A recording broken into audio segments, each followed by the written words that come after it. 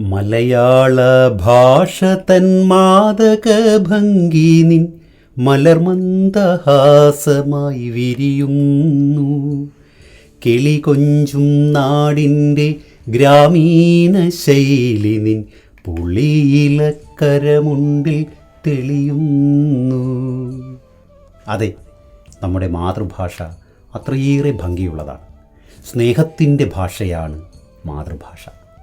അത് നമ്മുടെ ഹൃദയത്തിൽ തൊടുന്നു. അതോടൊപ്പം അറിവിൻ്റെ വിശാലമായ ലോകത്തേക്ക് നമ്മെ കൂട്ടിക്കൊണ്ടു പോവുകയും ചെയ്യുന്നു. മലയാളമാണെൻ്റെ മാതൃഭാഷ, മനതാരിലാദ്യം നിറഞ്ഞ ഭാഷ. അമ്മ തൻ സ്നേഹമായി ഉള്ളം നിറയ്ക്കുന്ന കുളിരാണ് കുതുകമാണെൻ്റെ ഭാഷ. മിണ്ടിത്തുടങ്ങാൻ ശ്രമിക്കുമ്പോൾ അമ്മിഞ്ഞപ്പാലിൻ്റെ മാധുര്യത്തിനോടൊപ്പം പിഞ്ചിളം ചുണ്ടിൽ സമ്മേളിക്കുന്ന അമ്മ എന്ന രണ്ടക്ഷരം മാതൃഭാഷയുടെ മാധുര്യമായി നമ്മിലേക്ക് പകർന്നിറങ്ങുന്നു. മാതൃഭാഷയുടെ പ്രാധാന്യത്തെ കുറിച്ച് അല്ലെങ്കിൽ അതിൻ്റെ മഹത്വത്തെയൊക്കെ വെളിവാക്കുന്ന ധാരാളം രചനകൾ നമുക്കുണ്ട്. വികാരങ്ങളെയും അനുഭവങ്ങളെയും അതിൻ്റെ എല്ലാ തീവ്രതയോടും കൂടി ആവിഷ്കരിക്കണമെങ്കിൽ തീർച്ചയായും മാതൃഭാഷ തന്നെ വേണം. ഏതറിവും ഹൃദയത്തിൽ പതിയുന്നത് മാതൃഭാഷയിലൂടെയാണ്. അതുകൊണ്ട് തന്നെ മാതൃഭാഷ സ്വായത്തമാക്കുന്നതിലും അത് ഉപയോഗിക്കുന്നതിലും ഏറെ ശ്രദ്ധ വേണം. കവിതയിൽ താല്പര്യം ജനിപ്പിക്കുന്നതിനും കാവ്യാസ്വാദനത്തിനും മലയാള കാവ്യ പാരമ്പര്യം അറിയുന്നതിനുമെല്ലാം സഹായകമായ രീതിയിൽ ഏതാനും ചില കവിതകളിലെ ഭാഗങ്ങൾ ഉൾപ്പെടുത്തിക്കൊണ്ട് 6ാം ക്ലാസ് അടിസ്ഥാന പാഠാവലിയിൽ ഉൾപ്പെടുത്തിയിട്ടുള്ളതാണ് തായ്മൊഴിപ്പീലികൾ എന്ന ഭാഗം. ചൊല്ലിയും കവിതാഭാഗങ്ങളുടെ സൗന്ദര്യം ആസ്വദിച്ചും ഇതുപോലുള്ള ഭാഷയെക്കുറിച്ചുള്ള മനോഹരമായ കവിതകൾ ആലപിച്ചും പഠനം കൂടുതൽ രസകരമാക്കേണ്ടതുണ്ട്. നന്മൊഴി നറുമൊഴി മലയാളം, നമ്മുടെ തായ്മൊഴി മലയാളം. കേരള നാട്ടിലെ മാളോരുടെ മൊഴി കേളിയെഴും പ്രിയ മലയാളം. ആ മൊഴിയിൽ കിളിമകൾ പാടുന്നു, ആ മൊഴിയിൽ പൂവുണരുന്നു. പുലരികളിൽ തുയിലുണരൂ പാടി തുടികൊട്ടും മൊഴി മലയാളം എന്നിങ്ങനെ മധുര മലയാളത്തെക്കുറിച്ച് പ്രിയ കവി ONV കുറുപ്പ് വളരെ മനോഹരമായി പാടിയിട്ടുണ്ട്. എത്ര സുന്ദരം എത്ര സുന്ദരം എൻ്റെ മലയാളം, മുത്തുപവിഴങ്ങൾ കൊരുത്തൊരു പൊന്നുനൂൽ പോലെ എന്നിങ്ങനെയും അതേ കവി തന്നെ പാടിയിട്ടുണ്ട്.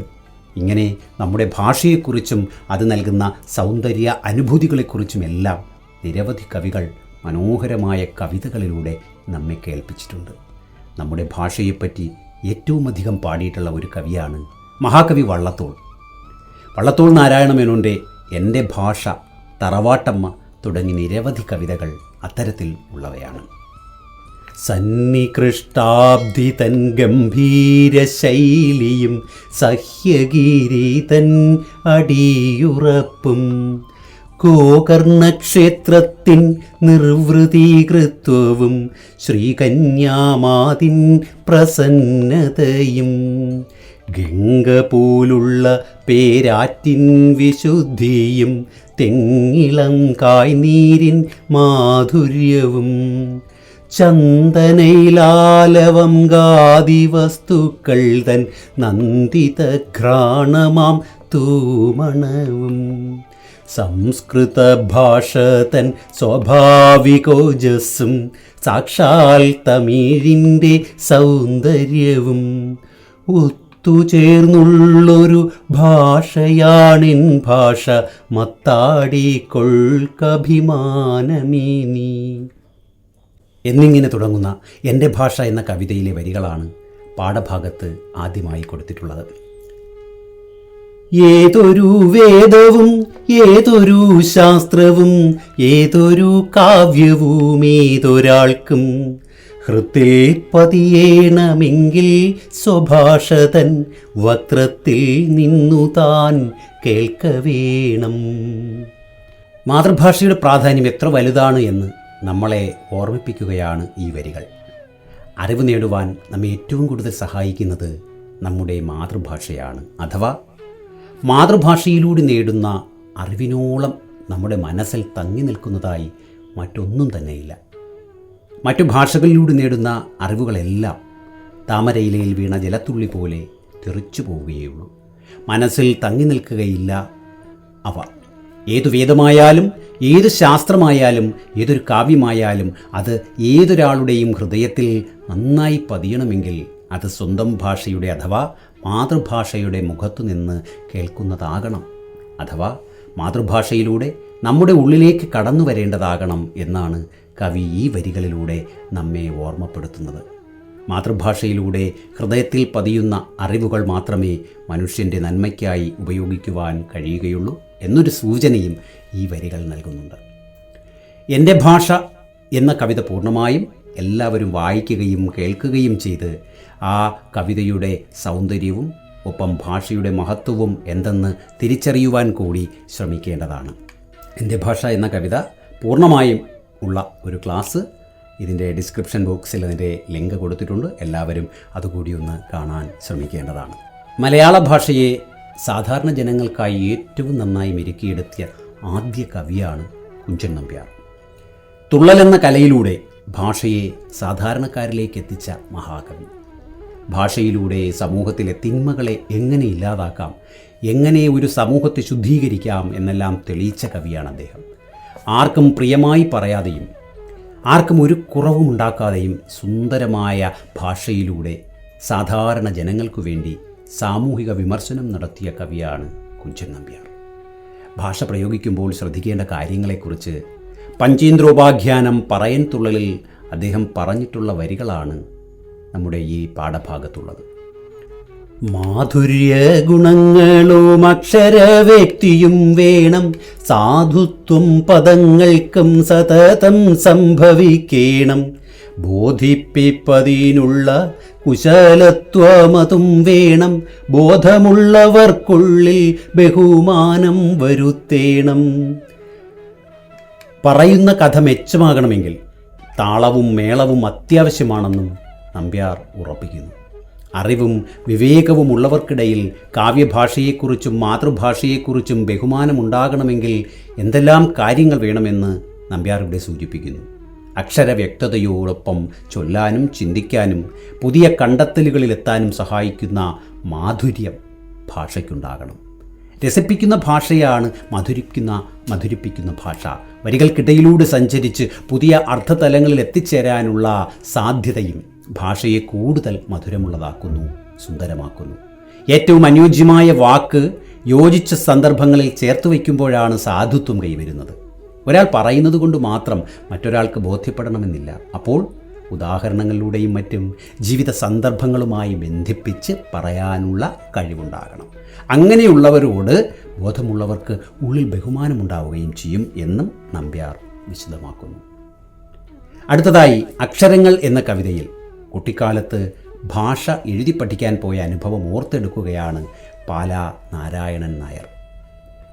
ഇന്നും ഓർമ്മയിൽ തങ്ങി നിൽക്കുന്നു ബാല്യത്തിൻ്റെ കിന്നരി തലപ്പാവു ചൂടിയ കിനാവുകൾ, ഹരിശ്രീ കുറിക്കുവാൻ പള്ളിമേടയിലേക്കു വരവും പോക്കും വഴി തെറ്റിയ നേരം പോക്കും, അക്ഷരം വരഞ്ഞെന്നും തേയുന്ന വിരൽ തുമ്പും കക്ഷത്തിലിടുക്കിയ തടുക്കും വാറൂലയും, ഇടവപ്പേമാരിയെ തടയാൻ പനയോല കുടയും കുചേലന്റെ കുട്ടികളായി ഞങ്ങൾ. വർഷങ്ങളേറെ കഴിഞ്ഞിട്ടും ഇന്നും ബാല്യത്തിൻ്റെ കസവ് തലപ്പാവ് ചൂടിയ കിനാവുകൾ കവിയുടെ ഓർമ്മയിൽ തങ്ങി നിൽക്കുകയാണ്. ഓർമ്മയുടെ മധുരത്തെ ആവിഷ്കരിക്കുവാൻ കിന്നരി തലപ്പാവ് ചൂടിയ കിനാവുകൾ എന്ന പ്രയോഗം കൊണ്ട് സാധിക്കുന്നുണ്ട്. തലയിൽ അലങ്കാരമായി കെട്ടുന്ന വസ്ത്രമാണ് തലപ്പാവ്. കിന്നരി എന്ന് പറഞ്ഞാൽ കസവ് തുണിയാൽ ശിരസിൽ അണിഞ്ഞിരിക്കുന്ന അലങ്കാരം എന്നോണം മധുരമായ കിനാവുകൾ ബാല്യകാലത്തെക്കുറിച്ച് ഇപ്പോഴും അവശേഷിക്കുകയാണെന്ന് സാരം. ആദ്യാക്ഷരം കുറിക്കുവാൻ പള്ളിമേടയിലേക്കുള്ള വരവും പോക്കും അതിനിടയിലുണ്ടാകുന്ന നേരം പോക്കുകളും മണലിൽ വിരൽത്തുമ്പ് കൊണ്ട് അക്ഷരങ്ങൾ കുറിക്കുമ്പോൾ തേയുന്ന വിരൽത്തുമ്പും തറയിൽ വിരിച്ചിരിക്കുന്നതിനായി കൊണ്ടുപോകുന്ന തടുക്കും, അതായത് ചെറിയ പായയാണ്. എഴുത്തോലയും കക്ഷത്തിൽ ഇറുക്കി പിടിച്ചുകൊണ്ട് ഇടവമാസത്തിലെ പെരുമഴയെ തടയുവാൻ പനയോലക്കുടയും ചൂടി കുചേലൻ്റെ കുട്ടികളായിപ്പോയിരുന്ന ആ കാലത്തെക്കുറിച്ച് ഓർത്തെടുക്കുവാൻ ഒരുപാടുള്ളതായി കവി പറയുന്നു. ഓലക്കുടയും ചൂടി കക്ഷത്തിൽ അവൽപ്പൊതിയും തിരുകി കൃഷ്ണനെ കാണാൻ പോയ കുചേലൻ ദാരിദ്ര്യത്തിൻ്റെയും കഷ്ടപ്പാടുകളുടെയും ഒക്കെ പ്രതീകമായിരുന്നു. കുചേലൻ്റെ മക്കൾ എന്നതിലൂടെ അത്തരത്തിലുള്ള ദുഃഖ ദുരിതങ്ങളിലൂടെ കടന്നു വന്നിരുന്നവർ, അവരുടെ കൂട്ടായ്മകൾ, ഒരുമിക്കലുകൾ ഒക്കെ ബാല്യകാലത്ത് നൽകിയിരുന്ന കൊച്ചു കൊച്ചു സന്തോഷങ്ങൾ, ഇവയൊക്കെയാവാം കവി സൂചിപ്പിക്കുന്നത്. ഒരു വട്ടം കൂടിയ പഴയ വിദ്യാലയ തിരുമുറ്റത്തെത്തുവാൻ മോഹം, തിരുമുറ്റത്തൊരു കോണിൽ നിൽക്കുന്നൊരാ നെല്ലി മരമൊന്നുലുത്തുവാൻ മോഹം, മരമൊന്നുലുത്തുവാൻ മോഹം എന്ന് വിദ്യാലയകാല ഓർമ്മകൾ അയവിറക്കുന്ന ONV കുറുപ്പിനെ മോഹം എന്ന പ്രസിദ്ധമായ കവിതയിലൂടെ നമ്മളൊക്കെ അറിഞ്ഞിട്ടുള്ളതാണ്. അതുപോലെ ആദ്യവിദ്യാലയം എന്ന കവിതയിൽ അവിടെ ഞാൻ ആദ്യമായ അക്ഷരപ്പൂവിലെ ചെറുതേനെടുത്തു തേനീച്ച പോലെ എന്നിങ്ങനെ ആദ്യവിദ്യാലയത്തിലെ അനുഭവങ്ങൾ P. ഭാസ്കരനും വരച്ചു കാട്ടുന്നുണ്ട്. ഇതെല്ലാം പാലായുടെ ഈ കവിതാശകലവുമായി നമുക്ക് കൂട്ടിച്ചേർത്ത് വായിക്കാവുന്നത് തന്നെയാണ്. തുടർന്നുള്ള വരികൾ ഒളപ്പമണ്ണയുടെ പഞ്ചവർണ്ണക്കിളി എന്ന കവിതയിലേതാണ്. കവിതേ പച്ചച്ചിറകുള്ള നീ മഴവില്ലിൻ കഴുത്തുമായിട്ടൊറ്റയ്ക്കിവിടെ പറന്നെത്തി, കാഞ്ഞിരക്കൊമ്പത്തത്രേ വന്നിരുന്നതു കിളി, കാരുണ്യാമൃതഗംഗ ചോരുന്ന കണ്ഠത്തോടെ, അക്കഴുത്തിലെ നാനാവർണ്ണവും നറുനീരിനുൾക്കുളിരൊലിയും ചേർന്നിന്നുമീ മലയാളം മധുരിക്കുന്നു, പച്ചക്കിളി നിൻ കൊക്കാഴ്ത്തുന്ന മലരും കനിയുമുൾത്തേനുമീ മലയാളം. പഞ്ചവർണ്ണക്കിളി 5 നിറങ്ങൾ ഉള്ള കിളിയാണ്. കറുപ്പ്, ചുവപ്പ്, വെളുപ്പ്, മഞ്ഞ, പച്ച എന്നീ നിറങ്ങൾ മേളിച്ചത്. തത്ത, ശാരിക എന്നൊക്കെ നമ്മൾ പറയാറുണ്ട്. അതിന് മലയാളത്തിന് പഞ്ചവർണ്ണക്കിളിയുമായി അഭേദ്യമായ ഒരു ബന്ധമുണ്ട്. ഭാഷാപിതാവായ എഴുത്തച്ഛൻ പഞ്ചവർണ്ണക്കിളിയെ സ്നേഹത്തോടെ വിളിച്ച് അരികത്തിരുത്തി ആ കിളിയെക്കൊണ്ട് കഥകൾ പറയിക്കുന്ന രീതിയിൽ കിളിപ്പാട്ടുകളായിട്ടാണ് അദ്ദേഹത്തിൻ്റെ പ്രസിദ്ധമായ കൃതികളൊക്കെ എഴുതിയിട്ടുള്ളത്. പഞ്ചവർണ്ണക്കിളി പെൺകിടാവേ തെളിഞ്ഞെൻ ചെവി രണ്ടും കുളിർക്കപ്പറക നീ എന്നും, ശാരിക പൈതലേ ചാരുശീലേ വരികാരോമലേ കഥാശേഷവും ചൊല്ലു നീ എന്നും എഴുത്തച്ഛൻ കൃതികളിൽ പഞ്ചവർണ്ണക്കിളിയെ സ്നേഹത്തോടെ വിളിച്ചിരുത്തി കഥ പറയിക്കുന്ന കാഴ്ച നമുക്ക് കാണാം. മലയാളത്തിന് മാധുര്യവും സൗന്ദര്യവും നൽകിയ പല നിറങ്ങളിലുള്ള ഈ കിളിയെക്കുറിച്ചാണ് പഞ്ചവർണ്ണക്കിളി എന്ന കവിതയിൽ ഒളപ്പമണ്ണ സൂചിപ്പിക്കുന്നത്. കവി പഞ്ചവർണ്ണക്കിളിയായി ഇവിടെ വർണ്ണിക്കുന്നത് കവിതയെയാണ്. പച്ചച്ചിറകും മഴവില്ലിൻ്റെ കഴുത്തും കവിതയുടെ സൗന്ദര്യത്തെ സൂചിപ്പിക്കുന്നു. മലയാള കവിതയാകുന്ന പഞ്ചവർണ്ണക്കിളിയെ കവി തുഞ്ചൻ പറമ്പിലെ കാഞ്ഞിരക്കൊമ്പത്താണ് ഇരുത്തിയിരിക്കുന്നത്. തുഞ്ചൻ പറമ്പിലെ കാഞ്ഞിരം പോലും മധുരിക്കുമെന്നാണ് കാവ്യസങ്കല്പം. പഞ്ചവർണ്ണക്കിളിയുടെ വർണ്ണങ്ങൾ മലയാള കവിതയുടെ വൈവിധ്യത്തെ സൂചിപ്പിക്കുന്നു. ഭക്തി, കാരുണ്യം, പ്രണയം, വിരഹം തുടങ്ങി വ്യത്യസ്ത ഭാവങ്ങളും വ്യത്യസ്ത താളങ്ങളും ഭാവനകളും പ്രമേയങ്ങളും ഉൾക്കൊള്ളുന്നതായാണ് മലയാള കവിത. കവിതയുടെ ഒഴുക്ക് അല്ലെങ്കിൽ നീരൊലി നിർണയിക്കുന്നത് ഭാവവും താളവും ഈണവുമാണ്. കവിതയാകുന്ന നറുനീരിൻ്റെ ഉൾക്കുളിരുന്ന ഒഴുക്ക് ചേർന്ന് മധുരിക്കുന്നതാണ് മലയാളം. മലയാള കവിത മധുരമുള്ളതായി മാറുന്നത് ഭാവാനുസൃതമായ ഈണവും താളവും ഭാവനകളും ചേരുമ്പോഴാണ്. കവിതയാകുന്ന പഞ്ചവർണ്ണക്കിളി ഭാഷയാകുന്ന ഫലവും തേനും ആസ്വദിച്ച് ഭാവന ആകാശത്തിലൂടെ പാറി പറന്നുകൊണ്ട് ഇരിക്കുകയാണ്. ഇങ്ങനെ മലയാള ഭാഷയെ കിളിമൊഴിയായി അവതരിപ്പിക്കുന്ന സുന്ദരമായ ഒരു കവിതയാണ് പഞ്ചവർണ്ണക്കിളി. മലയാള ഭാഷയെ അടുത്തറിയുവാൻ, മനോഹരമായ കൊച്ചു കൊച്ചു കവിതകൾ വായിച്ച് ആസ്വദിക്കുവാൻ ഭാഷയെക്കുറിച്ചുള്ള നിരവധി രചനകളിലൂടെ കടന്നു പോകുവാനൊക്കെ സഹായിക്കുന്ന രീതിയിൽ ഈ കവിതാശകലങ്ങൾ ഹൃദിസ്ഥമാക്കുകയും അവയുടെ പൂർണ്ണരൂപം ഒക്കെ കണ്ടെത്തി വായിച്ച് മനസ്സിലാക്കുകയും ഒക്കെ ചെയ്ത് ഈ പാഠത്തിൻ്റെ ഒടുവിൽ കൊടുത്തുള്ള മറ്റ് പ്രവർത്തനങ്ങളിലേക്ക് കൂടി എല്ലാവരും കടന്ന് ചെല്ലുമല്ലോ.